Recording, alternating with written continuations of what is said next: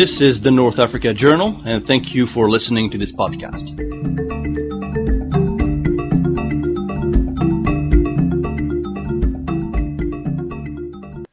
Today is August 29, 2013, and this is the North Africa Journal's take on the crisis in Syria.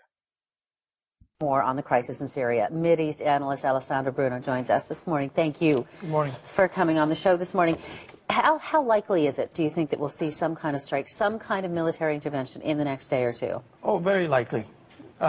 Maybe as soon as tomorrow or within the next couple of days. They seem to have made that pretty clear. And how does that, how do you see that playing out in terms of, depending on what type of military intervention that there is and how long it lasts?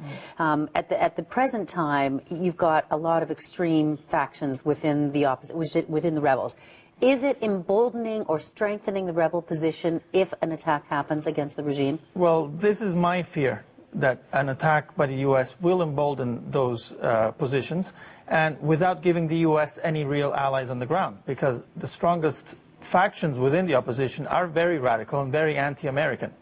So this attack will probably be something, they'll probably try to sting Assad.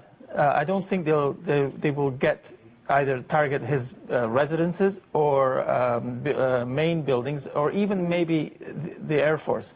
They will send a message and something that allows Obama to say, I attacked, I did not fall back on my promise of the red line, the famous red line that he set. And the red line seems to be, you know, really at issue. Do you think that he has painted himself into a corner?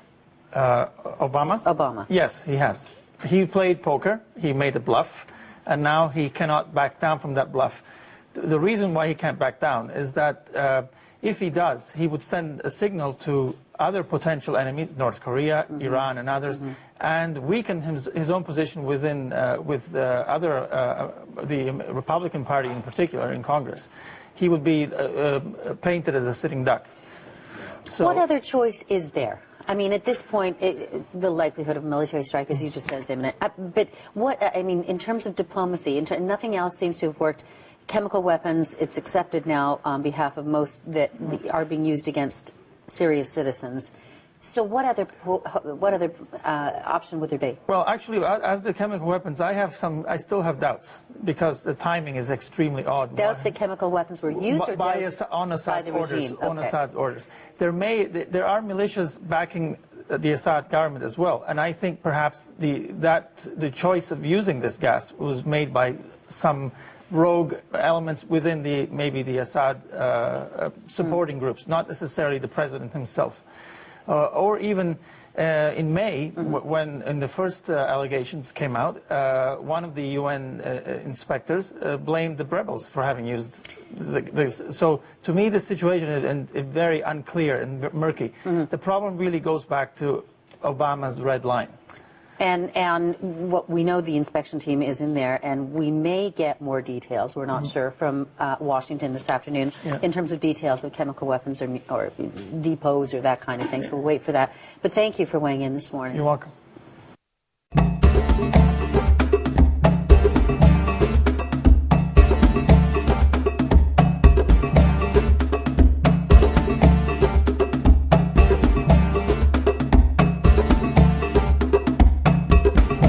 This was a North Africa Journal podcast. For terms of use and more analysis, please visit our website at north-africa.com. Thank you.